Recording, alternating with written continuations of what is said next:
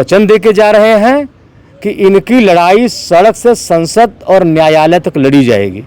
जिस प्रकार से हमने अवलेशपुर की लड़ाई सुप्रीम कोर्ट में मैं जाकर लड़ा हूँ, स्टे लिया हूँ, उसी तरीके से ये लोग कर रहे हैं। जितना ये करेंगे उसके आगे की लड़ाई हम मिलकर लड़ेंगे। नगर निगम आया है, यहाँ पे बताया जा रहा है कि 50 मकान तोड़ने, नगर निगम की संपत्ति आप लोग बसे हुए हैं। क्या कुछ पूरा मामला है? कौन लोग हैं ये? देखिए, यहाँ का मामला यह है कि यह गांव सभा की बंजर आबादी है और इस बंजर आबादी पर लगभग 200 साल से यादव परिवार यहाँ अधिवास कर रहा है।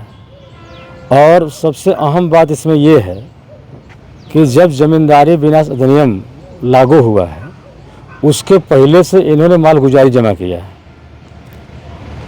और नगर निगम को कतई कोई फंडामेंटल राइट नहीं है, न लीगल राइट है कि वो इनको डिस्पोजेस करें। लेकिन चूंकि यह सरकार गरीबों को, असहायों को रोज दंड प्रताड़ित कर रही है, दंडित कर रही है और यादव समाज को तो विशेष रूप से टारगेट करता है। इसी गांव के बगल में अवलेशपुर में आप राजभरों के साथ जो घटना हुआ तो आपके संज्ञान में है, इसे हमने सुप्रीम कोर्ट में लेके गए। तो ये जानकारी हम लोगों को यहाँ की जब मिली है कि इस यादव परिवार जो 50 घर परिवार हो चुका है, इनके सारे विधिक पेपर हैं, बंजर को इन्होंने मालगुजारी जमा किया है। नगर निगम का तो बोर्ड लगा रखा है इन लोगों ने। वो तो इलीगल बोर्ड लगा रखा है ना।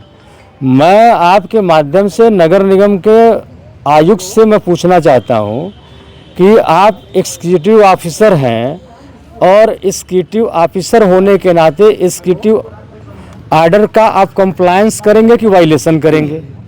16 अप्रैल 2018 को माननीय मुख्यमंत्री के संदर्भ से आयुक्त एवं सचिव राजस्व परिषद उत्तर प्रदेश लखनऊ के द्वारा यह शासनादेश निर्गत किया गया है कि जो 10 वर्ष से बंजर भूमि पर निवास कर रहा है उन्हें वहाँ पट्टा दिया जाए और पट्टा देने के बाद उनको प्रधानमंत्री आवास से संतृप्त किया जाए। क्या कुछ समझौता हुआ है? कुछ बातें हुई? नहीं, अभी कोई बातें नहीं हुई है। हम लोग तो पहली बार आज हम आए हैं, अध्यक्ष जी आए हैं। हालांकि इससे पहले हमारे पार्टी के लोग आए थे और यहाँ हम लोग इसलिए नहीं आए कि पार्टी ये यादव समाज है इसलिए समाजवादी पार्टी आई है। समाजवादी पार्टी पूरे पीडीए के साथ, सबके साथ, राजभर के साथ घटना हुआ तो वहाँ भी खड़ा था। मेरा स्पष्ट कहना है कि ये भारतीय जनता पार्टी भारतीय संविधान को कुचल रही है।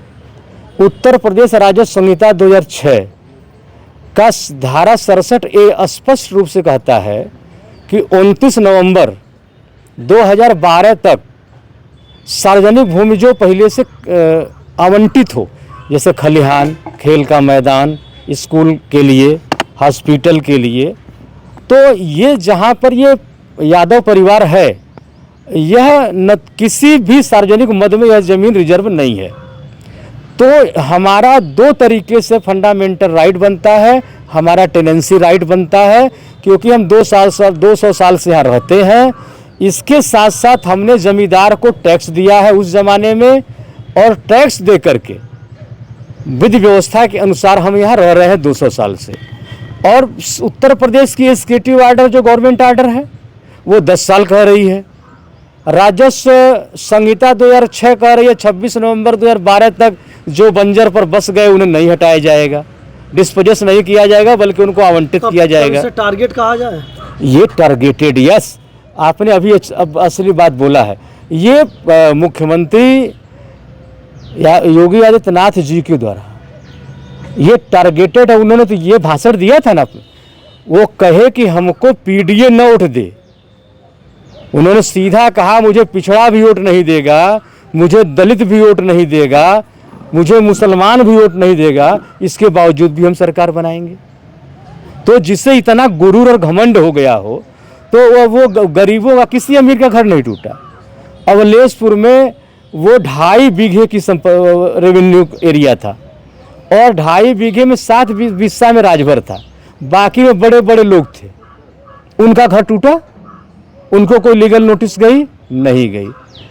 तो इनका टारगेट है कि मलिन बस्तियां हमारे इस गांव में, जब से ये नगर निगम हुआ है, वो नहीं चाह रहे हैं कि यहाँ गरीब लोग रहें। वो गरीबों से नफरत करने वाली ये सरकार है, इनको मिटाने वाली सरकार है। और हम लोग आज, हमारे जिलाध्यक्ष जी भी हैं साथ में, हम लोग आज इस परिवार को वचन दे के जा रहे हैं कि इनकी लड़ाई सड़क से संसद और न्यायालय तक लड़ी जाएगी।